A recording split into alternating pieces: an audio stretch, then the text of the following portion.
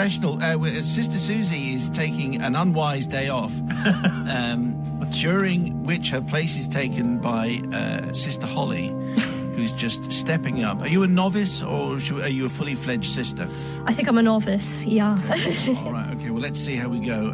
My guess is that you're quite unforgiving and stern, but we'll find out. And no drinks trolley, obviously. No. Sister doesn't approve of that kind of thing. Today's confession comes from PC Dixon, as in Dixon of Dock Green. Of course, yeah. Father Simon and the Confessional Collective, please forgive me. After finishing my schooling in central London, I decided to join the police in London. I'm not asking for forgiveness just yet. One of my duties was to police London football matches. Each game was given an operational name, so a game at Arsenal would be called Operation Angel, for example.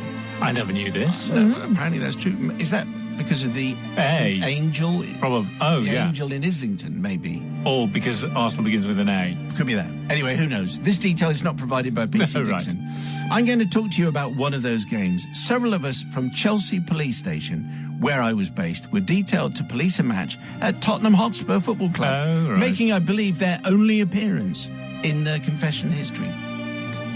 In fact, their appearances in confessions are about the same as in cup finals.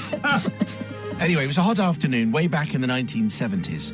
Officers were taken to and from the ground in ancient green buses. The game ended in harmony. My colleague, PC Callahan, and I asked if we could make our own way home. This was approved. We were in full uniform. PC Callahan and I jumped on a Northern Line tube and started to make our way to Goodge Street Station. I wanted to show PC Callahan the deep air raid shelter used by General Eisenhower during World War II. This station is very, very deep. There are 138 steps from the top to the platform. At that point, I was a lot slimmer than I am now. In fact, I've put on 12 inches onto my waistline since then. Right. We both started ascending the stairs rather than using the lift. Being a lot fitter, I thought it would be fun to run up the stairs as fast as I could and then hide at the top. The station was not really properly lit as it is now, and I ascended the stairs quickly, with all that a police officer has to carry with him. I hate people who run up the stairs. Yeah. No. Showing off. Yeah. As I arrived at the summit of the winding staircase, I found a dark recess and decided to jump out on PC Callahan and scare him, as you do as a warranted police officer. I heard PC Callahan puffing and wheezing and getting ever closer. I drew out my truncheon and I placed it above my head, ready to make the move. And as soon as I heard him round the corner, I jumped out onto the top step and yelled with gusto. PC Callahan duly screamed. When I looked closely, however, it was not PC Callahan. Of course not. I had scared. It was a woman in her 70s who clearly had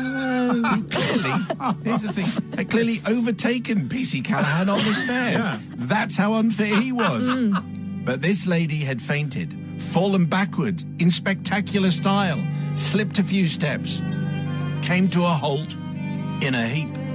PC Callahan duly arrived, the very unfit PC Callahan, overtaken by an old woman, duly arrived some seconds later. We took her to Middlesex Hospital. She was really okay, Father Simon. Mercifully for me, she had no real recall of the frightening event. She thought she had merely fainted at the top of the stairs and was grateful for our care.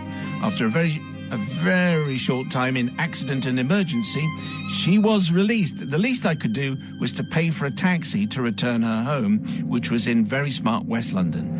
I hoped that would be the end of the matter, but it wasn't.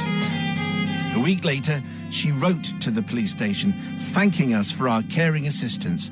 A copy of the letter was given to me. It had the lady's details on, so I rang her, inquiring after her welfare. Being ever more grateful, she invited PC Callahan and I to her house for a meal as a special thank you for looking after her. We were riddled with guilt. Still, it was it was a sumptuous meal, and we left with gratitude, praying that the lady would not have a miraculous recall of that mischievous episode that sparked it all off in the first place. There is one thing left of this tale, Father Simon. On the way out of this lady's flat, I fell down some of the wrought iron stairs.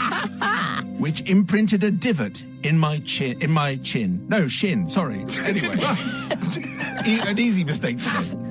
I had a divot in my shin. A constant reminder that I should not frighten members of the public at tube stations, especially when I am in full police uniform, and I heartily ask forgiveness after a long passage of time. Very smooth fade, I thought so. Very good. Return the voice of responsibility today, that role played by Sister Holly. What do you say, Sister Holly?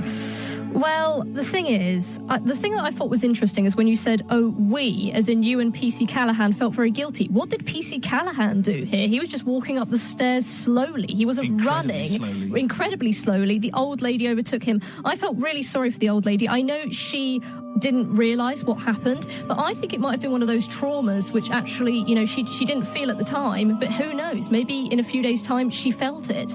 And so for that reason, I think running up the stairs, that's a bad move. You might trip, not good. And so not forgiven, I have to say. I told you she'd be harsh. Very harsh. And very unforgiving. Brother from another. Well, I'm going to say everything worked out fine in the end. Old lady, no memory of the incident. She fell down some stairs. She fell down the stairs, obviously, but apart from that, she was fine giving people meals. All very good in her smart West London abode. So, that worked out okay. Turns out PC Callahan could have done with trying to pass a few more fitness tests, if you're getting overtaken on the stairs by the 70-year-old woman. It all worked out fine in the end, so definitely forgiven. Everyone's fine, I think.